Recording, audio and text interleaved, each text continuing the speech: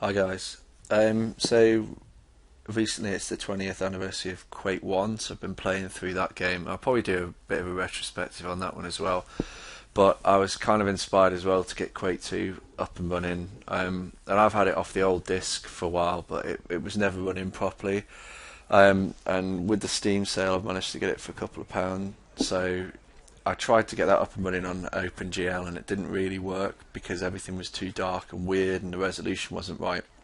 So after trying to get that to run, I'll show you what it looks like when it's not in OpenGL, in case anyone's forgotten. But I was inspired to get it running really, and I downloaded quite a simple, well, not simple in terms of engineering, but quite a simple approach to modding, which is just to get the game running really. And there's a few graphical tweaks. So this is the game running on this patch, and if you've played Quake 2 before, this probably looks like you can imagine it used to look, and when you see the trails coming out of the gun, maybe that looks a little bit different, but generally this is pretty much how I expected it to look.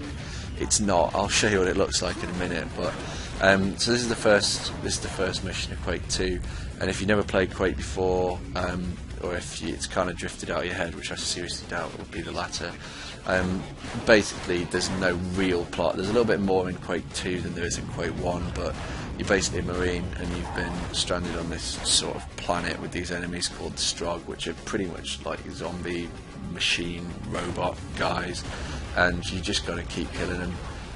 It's quite a linear story in that you just follow the missions through, but there's little bits where you can branch off and find secrets. So if you played the new Doom remake as well, it's pretty similar to that, where you just go and find secrets and just murder enemies.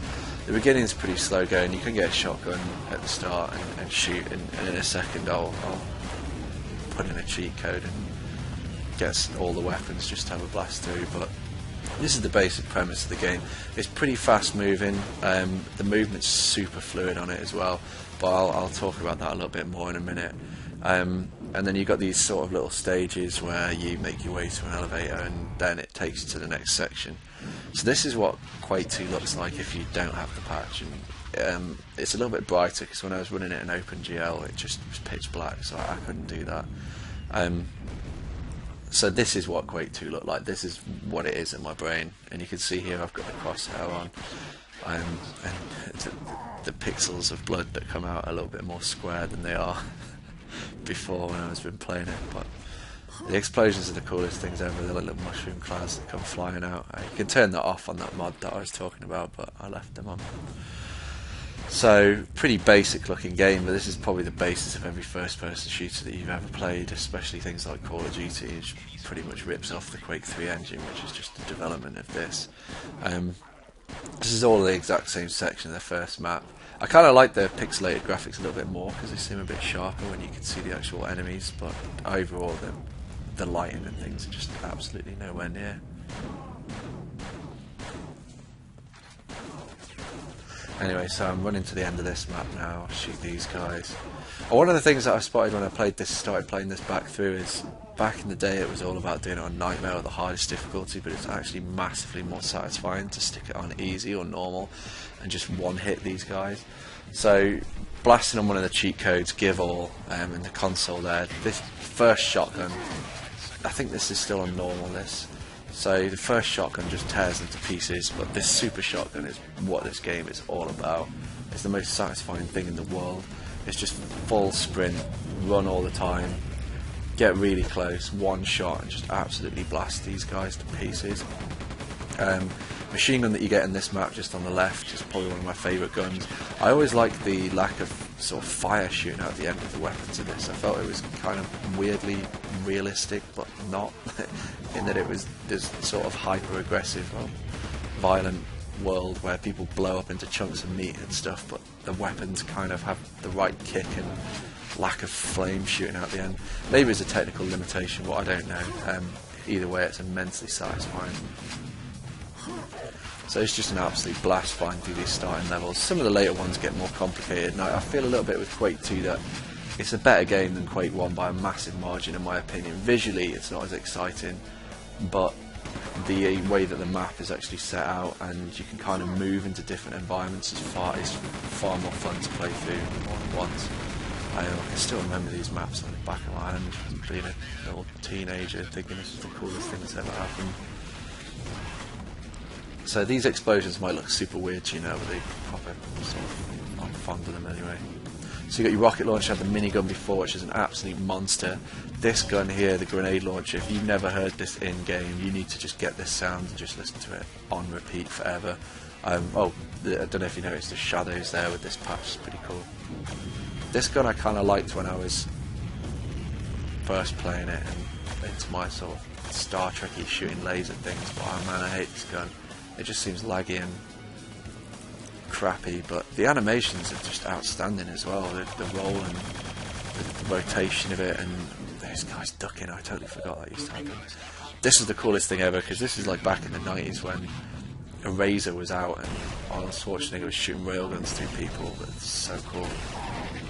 You might have noticed that I've not got a crosshair on, and it's because Quake 2 doesn't actually align the crosshair properly. Your shots hit slightly to the right. It's useful for the railgun, but it's crap for the rest of them. Oh, and this is the BFG 10K, which is just a beast. Kind of wasted there, but I'm using cheats. So it's a little bit better than Quake in the selection of weapons as well, because you actually get the BFG, so it's a little bit more like Doom, to be honest. It feels more like a successor to Doom. But if you've just gone straight from Quake 1 to this, it's almost the exact same game. I mean, even the way that the weaker enemies move around and these more powerful guys with the gun arms and then the berserkers, they're pretty much a copy for, I'm not even sure what they are, like the ogres in Quake 1. It's basically the same game. Well, that's what it do, they just make the same game over and over again, and they just make a better version of it. Obviously the quad damage is just the best thing in the world. It feels faster when you're playing it, but it's just the most satisfying thing you just will ever do in a game, is just run around and turn these guys into meat. It's absolutely hilarious.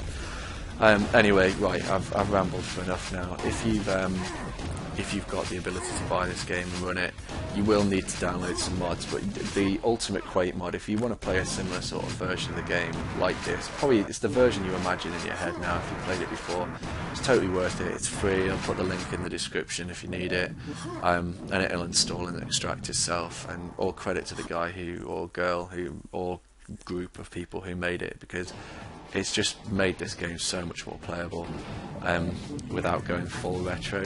There are other mods that make it look ridiculous, but it's not really the point of playing Quake 2. You're going back to the Quake 2 experience.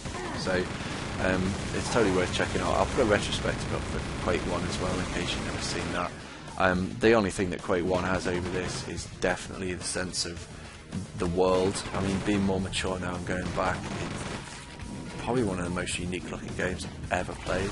Despite the initial brownness of the environment, Quake 1 is far ahead visually than this.